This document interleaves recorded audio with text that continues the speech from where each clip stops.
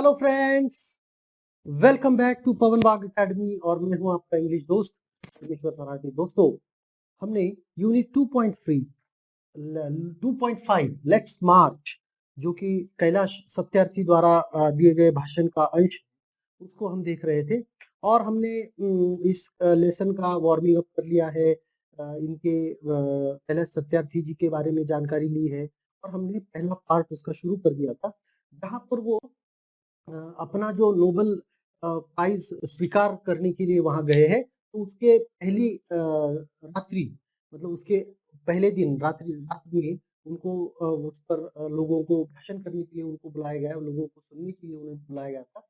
तो उन्होंने वहां पर कहा कि भाई हमें क्या करना चाहिए या फिर मैंने क्या किया है। तो ये सारा इस तरह से उन्होंने भाषण की शुरुआत की कि मैं ऐसे एक प्राचीन जगह से आता हूँ जो भाईचारा और शांति के लिए जानी जाती है और आज दुनिया की सबसे ज्यादा शांति वाली जगह अगर कोई होगी तो वो नॉर्वे है, ऐसा वो कह रहे हैं।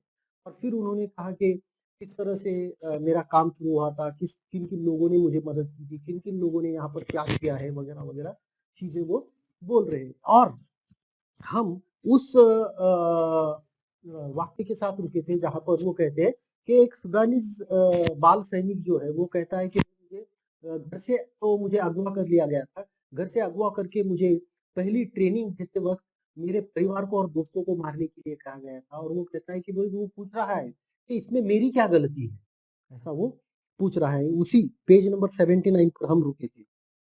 I met with a Sudanese child soldier. He was kidnapped by an extremist militia. As his first training lesson, he was forced to kill his friends and family, and he asked me, "What is my fault?" Friends, अब यहाँ से हम शुरू करने जा रहे हैं। Friends, all great religions teach us to care for our children. दोस्तों, दुनिया के सारे धर्म जो है वो हमें अपने बच्चों को देखभाल करने की सलाह देते हैं। बच्चों को ज्यादा ध्यान देने की, बच्चों की ओर ज्यादा ध्यान देने के लिए हम कहते हैं। यीशु ख्रिस्त कहते हैं, जीसस कहते हैं, let the children come to me, do not hinder them, for the kingdom of God belongs to them. यीशु ख्रिस्त कहते हैं कि बच्चों को मेरे पास आने दो, उनको रोको मत, क्योंकि मेरा जो राज्य है वो उनके लिए ही बना है, ऐसा वो कहते हैं। Holi Quran says, kill not your children because of poverty। और कुरान, मुस्लिमों का जो धर्म ग्रंथ है, वो भी कहता है कि बच्चों को मारो मत, बस क्योंकि आप गरीब हो इसलिए बच्चों को मारो मत। Friends, there is no greater violence than to deny the dreams of our children. दोस्तों, इससे बड़ी हिंसा दुनिया में हो ही नहीं सकती कि हम अपने बच्चों के सपने उनसे छीन लें, उनके सपने पूरे करने में उनकी मदद ना करें। बच्चों को अगर उनके सपने पूरे करने ना दिया जाए तो उससे बड़ी हिंसा इस दुनिया में कोई भी नहीं हो सकती, ऐसा वो कह रहे हैं। Therefore, I refuse to accept that all temples and mosques and churches and prayer houses have no place for the dreams of our children. और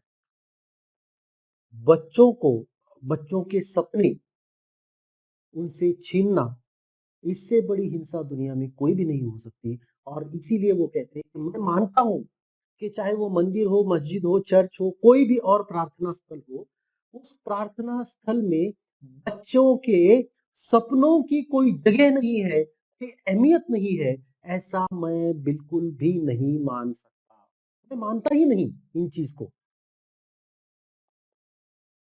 I refuse to accept that the world is so poor that just 1 week of global military expenditure can bring all the children to classrooms.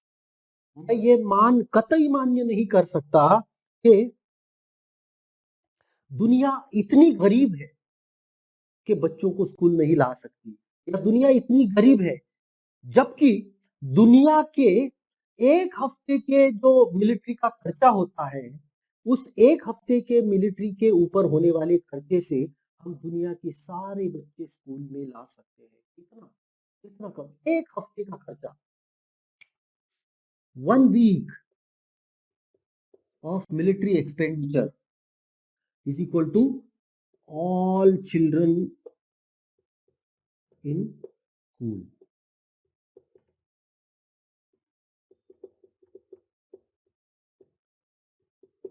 Military expenditure. एक हफ्ते का खर्चा अगर military का हम बंद कर दे, कम कर दे, तो इससे दुनिया के सारे बच्चों को हम स्कूल तक ला सकते हैं, ऐसा मैं मानता हूँ। और इसीलिए मैं ये मान्य ही नहीं करता, मुझे ये कतई मान्य नहीं है कि दुनिया गरीब है।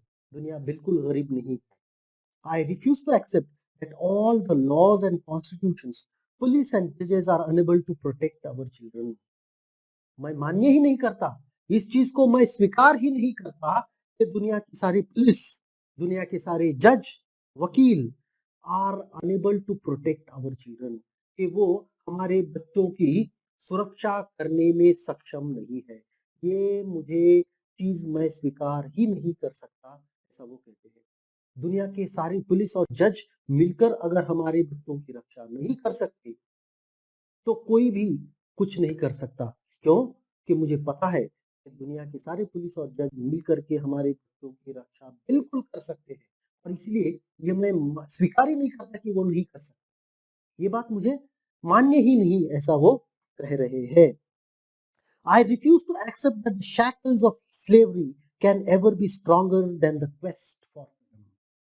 मैं इसीलिए ये मान्य नहीं करता कि शैकल्स ऑफ स्लेवरी, शैकल्स मतलब उसको हम क्या कहेंगे हिंदी में, उसको कहते हैं शैकल्स का मतलब होता है चेन, है ना। चेन मतलब जो डोर, है ना, जो हमें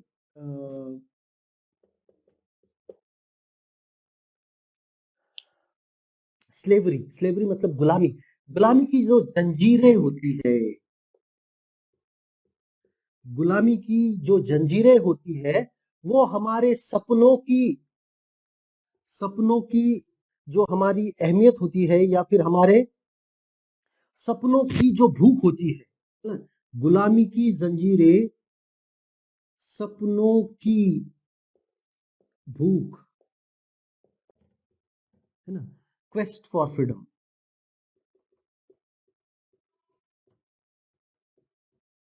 मैं ये मान्य ही नहीं करता कि ये जो शैकल्स होती है ये स्ट्रांग होती है, ये मैं मान्य ही नहीं करता कि वो हमारे हमारे स्वतंत्रता की जो भूख होती है, उससे हमारे गुलामी की जंजीरें मजबूत होती है, ऐसा मैं मान्य नहीं करता, ऐसा मैं स्वीकार नहीं करता, ये मैं बिल्कुल स्वीकार नहीं करता। I refuse to accept here, मैं यहाँ पर ये बिल्कुल स्वीकार नहीं कर सकता, इसको अस्वीकार कर देता हूँ। My only aim in life is every child is free to be a child. और अगर मेरा कोई सपना है, तो मेरा सपना एक ही है कि दुनिया का एक एक बच्चा, हर एक बच्चा फ्री हो, वो स्वतंत्र हो। इसलिए अपना बचपन जीने के लिए वो स्वतंत्र होना चाहिए। Free to be a child, वो स्वतंत्र है, वो मुक्त है अपना बचपन जीने के लिए। मैं ये स्वीकार करता हूँ, मुझे ये पता है कि दुनिया का हर एक बच्चा स्वतंत्र होना चाहिए अपना बचपन जीने के लिए। Free to grow and develop, वो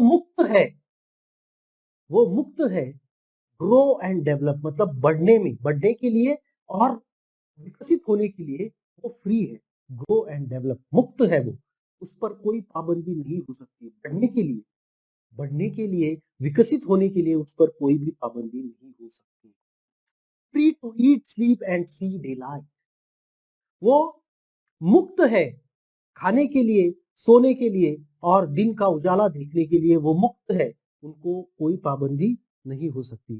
free to laugh and cry, है ना, रोने के लिए, हंसने के लिए वो मुक्त है, उस पर उनकी कोई पाबंदी नहीं हो सकती। Free to learn and play, खेलने के लिए, सीखने के लिए मुक्त है। Free to go to school and above all, school जाने के लिए वो मुक्त है, और सबसे बड़ी बात है फ्री टू ड्रीम, वो सपने देखने के लिए मुक्त है।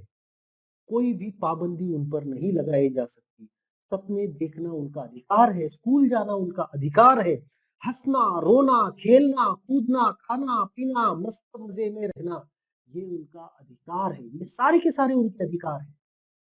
वो मुक्त है। उन अधिकारों पर हम पाबंदी नहीं ला सकते, उन अधिकारों को हम उनसे नहीं छीन सकते।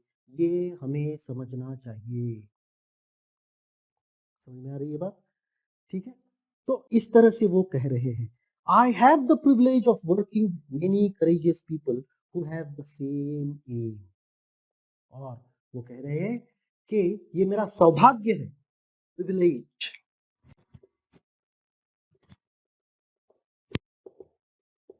PRI होता है प्रिविलेज,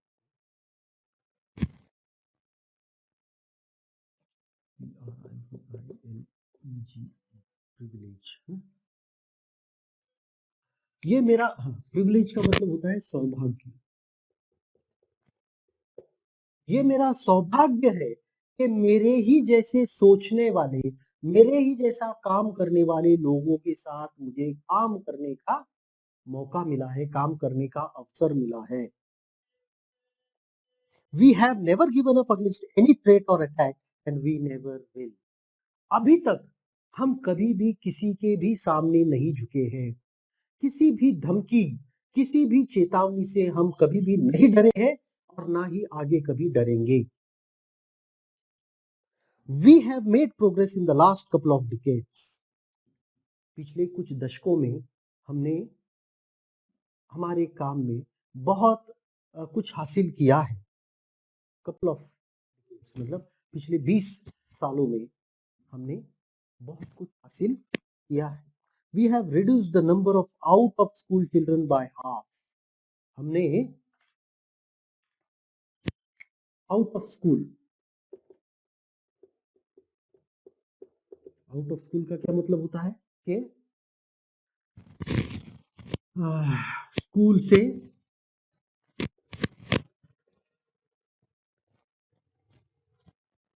बाहर रहने वाले बच्चे, है ना। स्कूल से बाहर मतलब क्या है कि जिनको कभी स्कूल जाने का मौका ही नहीं मिला, या फिर जो स्कूल जाते थे पर अब स्कूल नहीं जाते, स्कूल से वो निकल आए हैं, ऐसे जो बच्चे होते हैं उनकी संख्या हमने पिछले 20 सालों में आधी से कम की है। We have reduced it to half, मतलब 50% वो संख्या हमने आउट ऑफ स्कूल चिल्ड्रन की, ड्रॉप आउट उनको कहते हैं। तो स्कूल छोड़ने वाले छात्रों की संख्या उन्होंने 50% कम कर दी है, हाफ कर दी है, घटा दी है उसको, उस संख्या को। इतना ही नहीं, they have reduced the number of children of child laborers by a third. इतना ही नहीं, चाइल्ड लेबरर्स मतलब होता है बाल मजदूर, है ना। बाल मजदूरों की संख्या हमने 1/3 कम की है, मतलब 33% बाल मजदूरों को उन्होंने उस दलदल से निकाल कर उन्होंने स्कूल में उनको भर्ती कराया है, उनको स्कूल तक वो ला चुके हैं। और आगे वो कहते हैं, इतना ही नहीं, तो we have reduced the number of child laborers by a third. We have reduced child mortality and malnutrition and we have prevented millions of child deaths. और इतना ही नहीं, तो उन्होंने चाइल्ड मोर्टेलिटी, बाल मृत्यु और माल न्यूट्रिशन मतलब कुपोषण, ठीक है। तो वो कह रहे हैं, तो इतना ही नहीं, मतलब स्कूल छोड़ने वाले छात्रों की संख्या उन्होंने 50% कम कर दी है, बाल मजदूरी करने वाले बच्चों की संख्या उन्होंने 33% कम कर दी है, और बाल मृत्यु और कुपोषित बच्चों की संख्या में भी उन्होंने बहुत कमी लाई है। और वो कहते हैं कि हमने कम से कम कई लाख, मिलियंस, कई लाख बच्चों को मौत के मुंह से बचाया है। ठीक है, we have children million, we have prevented millions of child deaths. हमने ऐसे कितने बच्चों के मृत्यु रोकी है इस सारी चीजों को करके, चाइल्ड मोर्टेलिटी को रोक करके हमने ये सारी चीजों को कम कर दिया है। ठीक है, तो आगे बढ़ते हैं। But let us make no mistake, great challenges still remain। पर ऐसा बिल्कुल नहीं है कि हमने बहुत कुछ कर लिया है, अब कुछ करना बाकी नहीं है। हमने बहुत कुछ तो कर लिया है, पर उससे कई ज्यादा करना बाकी है। हमने जितना किया है उससे बहुत ज्यादा करना हमें बाकी है।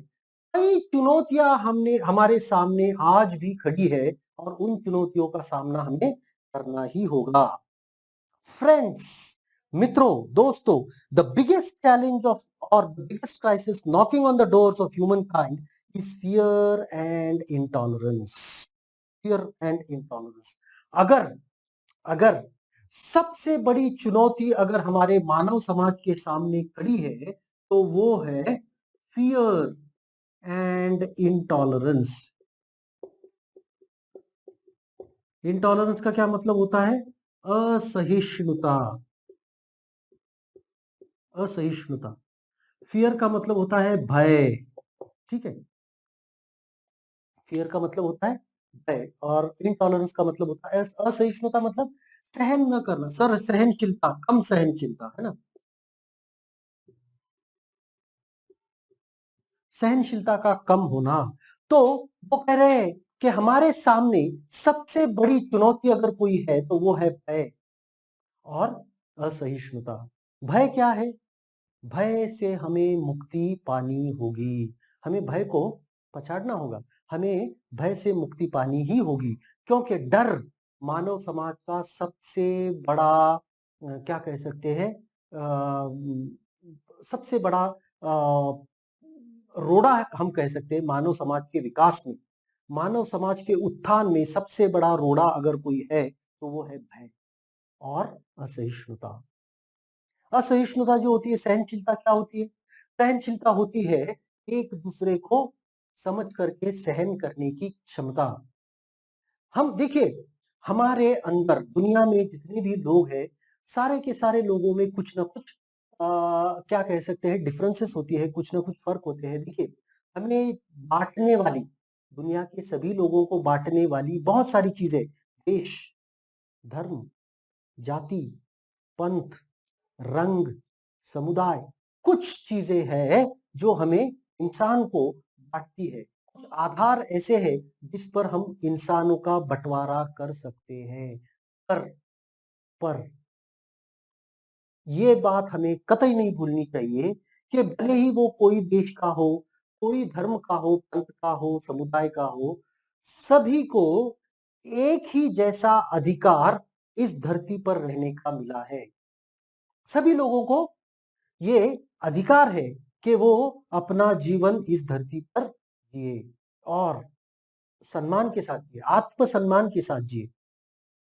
ठीक है, मतलब क्या हो रहा है? मतलब ये होता है कि हम किसी को भी उनका अधिकार उससे छीन नहीं सकते, किसी को भी उनका अधिकार नकार नहीं सकते।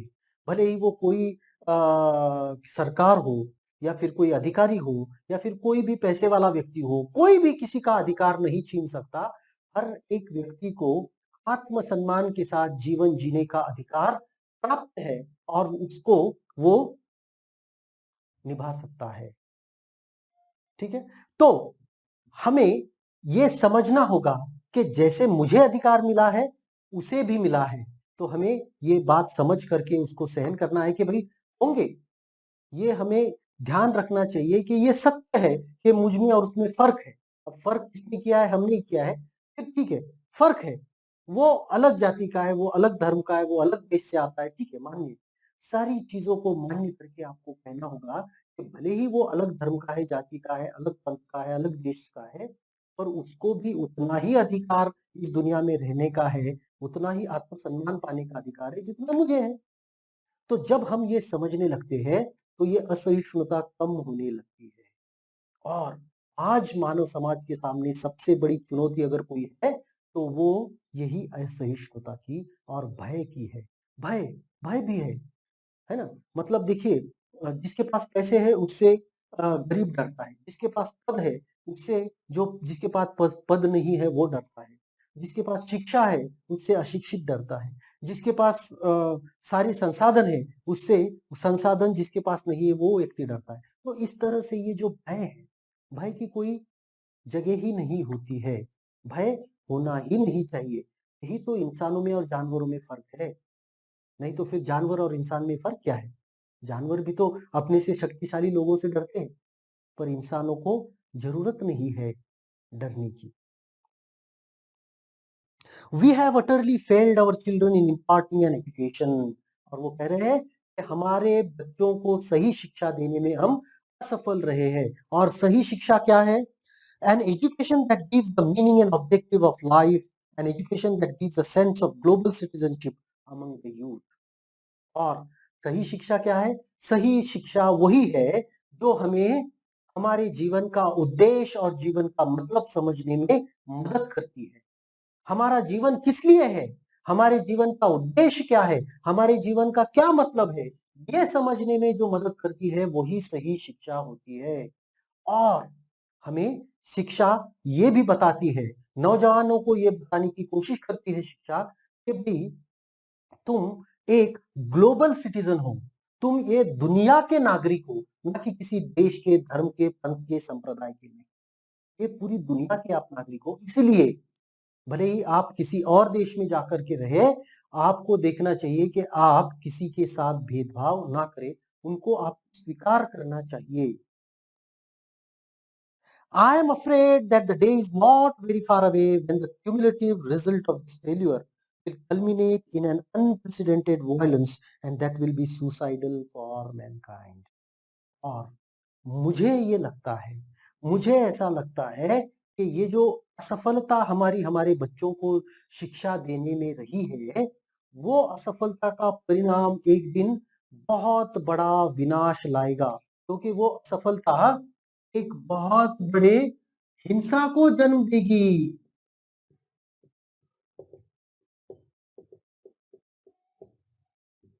हमारी असफलता एक दिन इतनी बढ़ेगी कि उस दिन एक बहुत बड़े हिंसा को वो जन्म देगी एक दिन, और उस हिंसा की वजह से पूरे मानव प्रजाति का आत्मघात होगा। सुसाइडल, आत्मघाती, मतलब हम ही हमारा, मानव ही अपना, अपने समाज का घात कर लेगा, मानव ही खुद अपना, अपने मृत्यु का निमंत्रण देगा। और इससे क्या होगा? इससे होगा ये कि मानव प्रजाति नष्ट हो जाएगी। ठीक है? ये डर उनको सता रहा है। वो कहते हैं कि मुझे डर है कि ये जो हम सफल रहे हैं हमारे बच्चों को सही शिक्षा देने में, उसका परिणाम आज हमें नहीं दिख रहा है, पर आने वाले समय में उसका परिणाम बहुत बड़ी हिंसा में होगा, जो कि मानव प्रजाति के लिए आत्मघात से कम नहीं होगा। Rights, security, hope. और वो कहते हैं राइट्स मतलब अधिकार, सिक्योरिटी मतलब सुरक्षा, और होप मतलब आशा, है ना? राइट्स मतलब अधिकार, सिक्योरिटी मतलब सुरक्षा, और rights, security and hope. Hope का मतलब होता है आशा, है ना? ऐसा कहते हैं कि मनुष्य जो होता है, मनुष्य प्राणी आशा पर जीवन जीता है कि कल ऐसा होगा तो मैं उज्जवल भविष्य, गरीब होता है तो वो कहता है कल मेरे पास पैसे आएंगे। कल मतलब नॉट टुमारो, है ना? कल मतलब मैं आने वाले कल की बात नहीं, कल मतलब भविष्य में मैं ऐसे ही काम करता रहा तो मेरे पास पैसे आएंगे, है ना? बच्चों को क्या आशा होती है, जो पढ़ रहे हैं, 12वीं हो गई, अब मैं इंजीनियर बनूं, कल मैं इंजीनियर बनूंगा, आशा, होप। ऐसा कहते हैं कि मानव समाज आशा पर जिंदा होता है, खाना तो बस उनके शरीर को क्या कहते हैं जीवंत रखता है, पर उनके मन, उनकी जो मस्तिष्क होता है, जो सोच होती है, उसको जिंदा रखने का काम ये आशा करती है। ठीक है, तो कहते हैं कि अधिकार, सुरक्षा और आशा, इन तीनों को अगर आपको संरक्षण देना है, उनको आपको सुरक्षित करना है, तो वो सिर्फ एक ही चीज से हम कर सकते हैं, और वो है एजुकेशन। मतलब होता है शिक्षा, है ना। जब तक हम सही एजुकेशन नहीं देंगे, सही शिक्षा हम हमारे बच्चों को नहीं देंगे, तब तक ये चीजें नहीं हम देख पाएंगे, इन चीजों की अपेक्षा हम नहीं कर सकते हैं। Young people like Malala, I have started calling her my daughter Malala, and not just just Malala. So my daughter Malala and other daughters, including Kainat, in fact 2 Kainats and Shazia, and the daughters from Africa and from all over the world, they are rising up and choosing peace over violence, tolerance over extremism, and courage over fear. और दुनिया के जितने भी बच्चे हैं, मलाला मलाला को मैं अभी सिर्फ मलाला नहीं कहता, मेरी बच्ची मलाला कहता हूँ। उसके बाद में मलाला है, कायनात है, वैसे तो 2 कायनात है ना, शाजिया है, और अफ्रीका के और दुनिया के सारे बच्चे आज क्या कर रहे हैं? दे आर राइजिंग अप, वो उठकर खड़े हो रहे हैं और वो शांति की मांग कर रहे हैं। हिंसा हिंसा की जगह पर शांति, है ना, मतलब वायलेंस पीस, हिंसा की जगह पर वो शांति की मांग कर रहे हैं। टॉलरेंस ओवर एक्सट्रीमिज्म, है ना,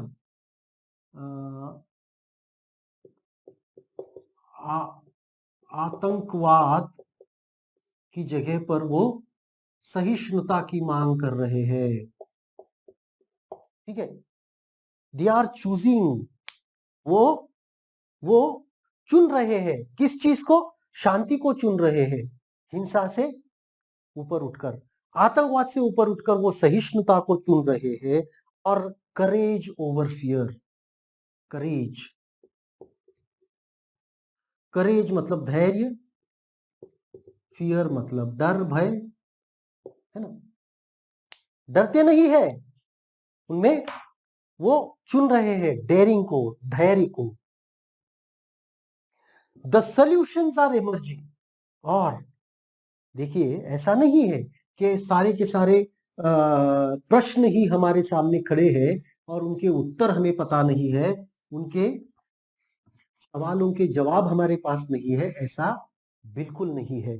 सॉल्यूशंस आर इमर्जिंग, उत्तर हमें मिल रहे हैं, सवालों के जवाब हमें प्राप्त हो रहे हैं।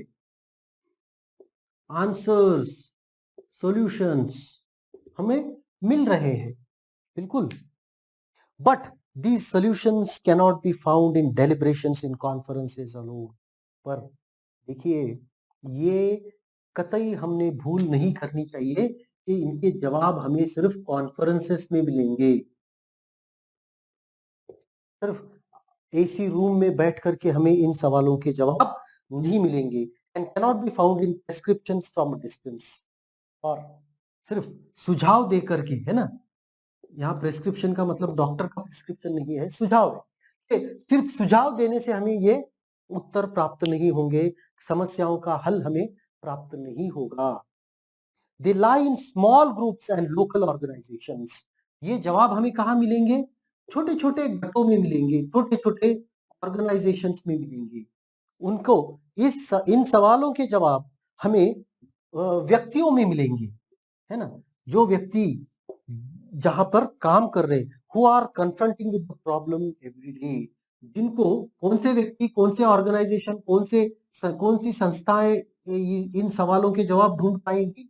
जो रोज इन सवालों का सामना कर रहे हैं, है ना, जो व्यक्ति, जो संस्था, जो ऑर्गेनाइजेशंस इन सवालों का सामना रोज हमारे जीवन में कर रहे हैं, वही इन सवालों के जवाब भी ढूंढ पाने में सक्षम है, ढूंढ पाने में सफल होंगे। Even if they remain unacknowledged, unrecognized and unknown to the world, the solutions are within. भले ही वो दुनिया को पता हो, दुनिया से वो छुपे हो, दुनिया को ना पता हो, दुनिया से वो बहुत दूर हो, लेकिन उन लोगों को पता है कि उनके पास उन प्रश्नों के जवाब है, उनके पास उन प्रश्नों के उत्तर है, उनके पास उन समस्याओं का हल है।